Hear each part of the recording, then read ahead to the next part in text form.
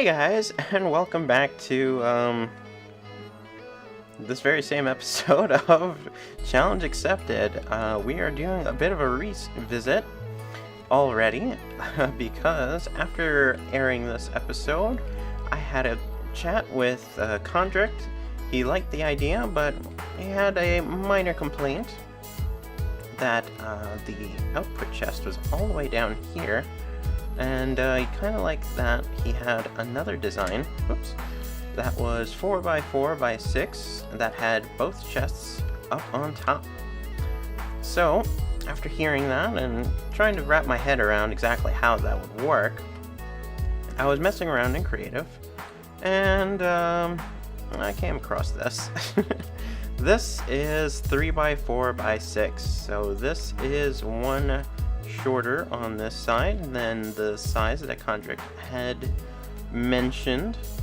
These chests are not on the same level, but they are at a difference of level. That kind of makes sense, you know. Input on the top, output just below it. And it kind of works out the way it is. And of course you can sort of decorate around it without much issue. Yeah, that's how it was. Like that, without interfering with anything. You can have this kind of in a wall, or up against a corner or something, in the floor maybe even. So that'll work as far as being decorative friendly within the same space.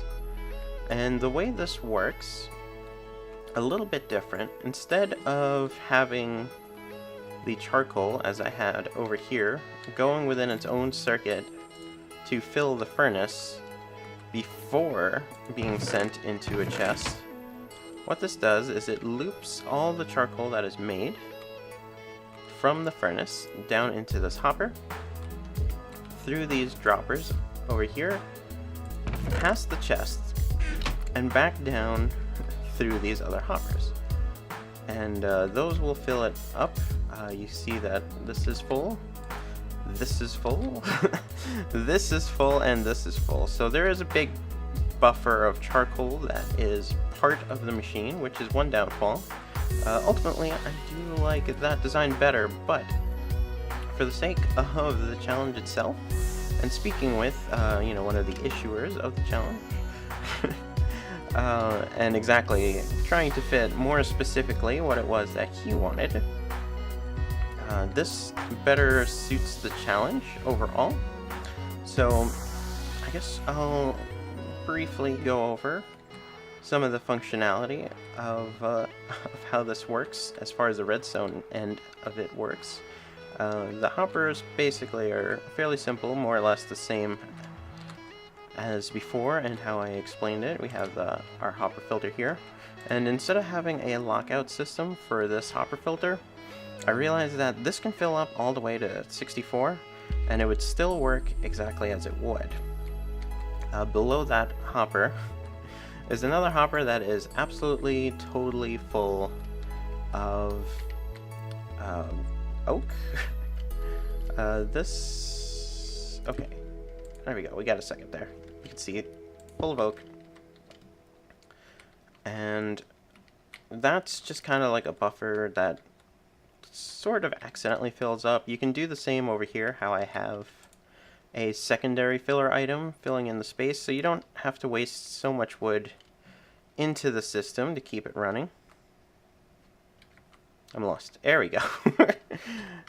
I got confused for a second. So, from there, the oak gets put into the top here, and as it cooks, obviously, it's going to come out, and then a redstone signal is going to be pulled as it passes through this hopper. And with a delay, it then goes this way first. Oddly enough, these are on the same delay, but without this signal coming to the bottom one, it wouldn't work for some reason. So we grab a signal from there, and we had to do some funny stuff to get it to come this way. Not so much this one, but as this one. This one could have been... This one can be wired a few different ways, but I like this one because it kind of got rid of some of the air spaces. But regardless, you want to get a signal from here, 4-tick delay, into a block next to the bottom dropper, and then over here you get a signal from the comparator into the middle dropper, and also on 4 ticks, and then that silently pushes the charcoal that comes from the furnace straight up into the chest. No noise, no leftover. Maybe the one leftover? Let's see. Is it still cooking? It's still cooking. So let's see if one ends up here. Yeah, okay, so there's one that ends up there. Oh well.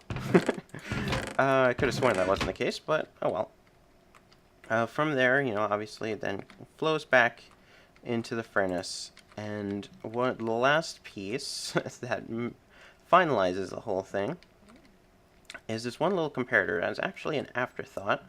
I sent a picture to Kondrik of this, more or less, and I thought, oh, it's working, it's perfect. As soon as I go to run it, oh, it doesn't work. And it was just this comparator. This comparator is a lockout. Basically, once there is enough charcoal in this chest to cut off the signal to the hopper, which allows oak into the furnace to begin with. So let's say we throw in a couple of those. A few more. Let's get that in there. Yeah, there we go. Now this is on. And you're going to see after that cooks that this is no longer filling. So this is going to finish cooking what it has. And then it's going to send everything else up to here once it's done cooking. And take out whatever it needs to finish cooking what's in there.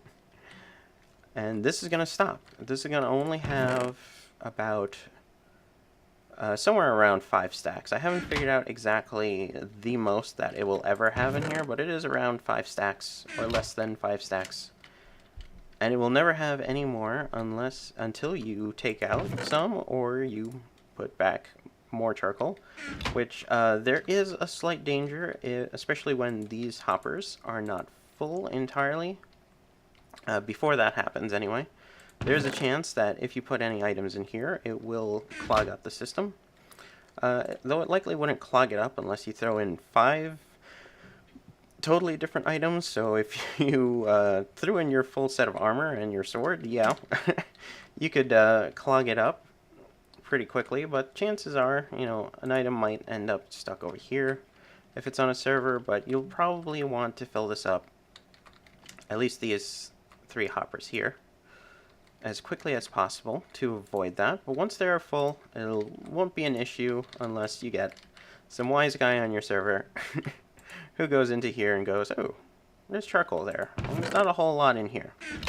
Let me just take that. And even then, like, again, it should, because there are 2 more totally full hoppers, it shouldn't be an issue, but it might be. So it's not 100% fail-proof, as my wonderful design that was rejected was, but it is effectively foolproof, so, or fail-proof. I forget which term I used. I forget what I even titled this one. Was it foolproof or fail-proof? Oh well, either way. It's more or less the same thing. But yeah, oh, right, I also forgot. It is 1 shorter than my previous design. Which is actually the main reason I'm making this episode, because otherwise there wouldn't be too much of a point. So it's smaller, it better fits the criteria, so that's going to be it for this. Hopefully it'll be the end of this particular challenge. Thanks for watching again, and I'll catch you next time.